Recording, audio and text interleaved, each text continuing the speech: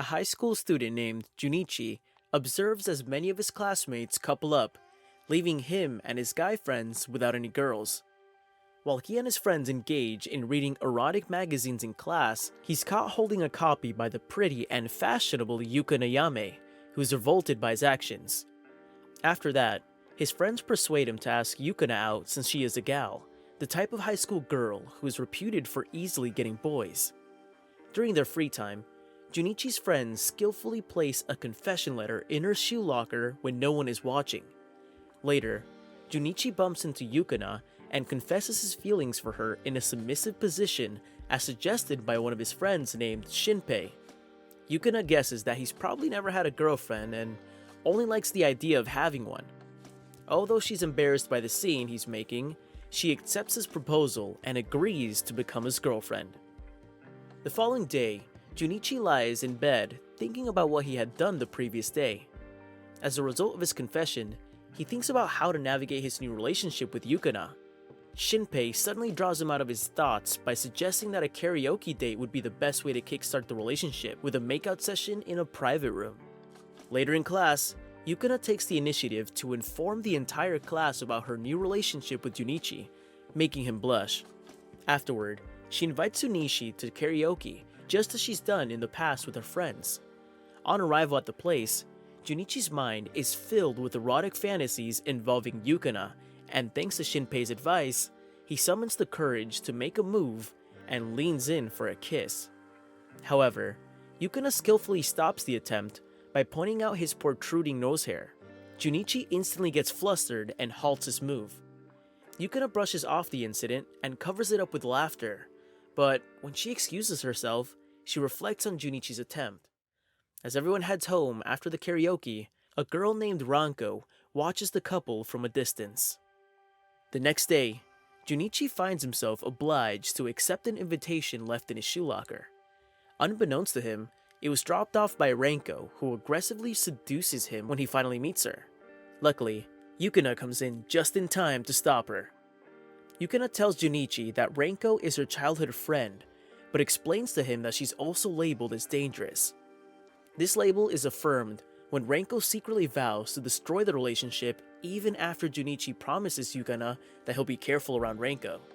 The next day, the three of them wander around the town and are approached by two guys who attempt to harass Yukana. Junichi attempts to play the knight in shining armor, but is quickly dropped to the floor by the guys. Ranko then agrees to go with the guys to appease them, but then gives them a taste of their own medicine by beating them up in an alley shortly after. Later, Ranko goes to Junichi's house where she tries to seduce him again, suggesting that he has never hooked up and is only dating Yukana to get laid. Junichi denies the claims, but it only makes Ranko intensify her efforts. She practically forces herself on him until Yukana walks in to find them in a compromising position again. Once again, she downplays it as she leaves the house with Ranko. One of Junichi's classmates named Yui spots them from a distance. At school, Yui reminisces and enjoys the attention she receives from her classmates, including Junichi. Later, Junichi researches gairas, or gals, which leads him to an online show where he sees a stylish girl criticizing people while her adoring fans support her mindlessly in the chat.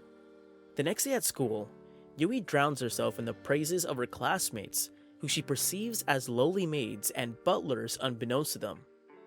Keigo, Shinpei, Junichi, and Minoru talk about the girl he saw online the previous night. He shows them his phone with the girl, but Shinpei doubts the image as he previously saw the girl somewhere else. While Yukana hangs out with her friends, Yui seizes the opportunity of having a conversation with Junichi. At the cafe, Yui heavily criticizes Yukana while Junichi is uncertain about his take on the matter because he and Yukana are officially dating. Meanwhile, Shinpei watches Boa, the stylish girl who streams online while she criticizes people. After watching for a while, he finally realizes that the girl he saw somewhere and Boa is the same person, so he prints out the picture on the screen. The next day, Shinpei discusses his discovery to Keigo and Minoru that Boa and Yui are indeed the same individual by observing the berating opinions which leads them to compare images. And that's when Ranko chimes in on their discussion. Later, Yui invites Junichi to the rooftop and confesses her feelings to him, ordering him to break up with Yukana. Junichi turns down Yui's admission, but she suddenly outbursts her displeasure and demands that Junichi follow her like a dog. She threatens to reveal their recorded conversation at the cafe, which implicates him to Yukana, but his friends, along with Renko, arrive just in time to help him.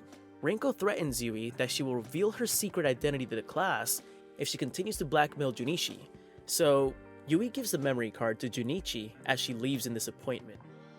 Yukana appears after the confrontation and is glad to know that Junichi is still very much in love with her. Afterward, Yui vows vengeance while walking. Meanwhile, at a salon, a well-bosomed lady stares at herself in the mirror, satisfied with her makeover. Junichi has a dream of Yukana, and when he wakes up and sees a little busty lady with pink hair lying on his chest, the lady tells him that she is Nene, who has a Gyaru-styled makeover, even though she doesn't speak like a Gyaru. On their way to school, Nene clings to Junichi, and his friends envy his situation. Minoru, who has an obsession with little busty girls, is instantly infatuated with Nene, but suddenly gets disappointed upon learning her age. Junichi is greeted by Yui at his shoe locker. She tries to make amends with him from their previous altercation. Suddenly, Nene appears to both of them and immediately reprimands Yui due to her mentality and flat-chestedness. At lunch break, Junichi is eating together with Yukana, while Renko guards them both. Nene joins the lunch, and Yukana barely recognizes her, but Nene just competes with Renko and Yukana for Junichi's attention. Later at night, and after watching Yui's Boa online show, Junichi tries to sleep, but a naked Nene appears on him, urging him to engage in a tryst with her. Though he's quite aroused, he remains loyal to Yukana by refusing to sleep with Nene. As a result, Nene leaves and vows to get Junichi's affection someday. The next day, Junichi is worried about Nene, but Yukana approaches him, expressing concern over his worries, and suggests that they will go somewhere else. Just then, Nene interferes and continues fighting for Junichi's attention, but Yukana is undisturbed by it and smiles at them. Later, Shinpei and his lecherous friends discuss Junichi's relationship progress and suggest making it naughtier by playing a king game. Yukana invites Junichi to her house, and he suggests inviting Renko and Nene as well as his friends, even though Yukana isn't thrilled by the idea. As Junichi daydreams about having a romantic moment with Yukana, Yui arrives and somehow gets invited as well. Later, at Yukana's house, she gets changed and invites Junichi to her room. Junichi is pleased by the interior of her room and is also delighted by Yukana's sensual appearance while she seemingly teases him. The romantic moment is interrupted by the arrival of Renko, Nene, and Yui. Shortly after, his friends arrive clad in weird attire.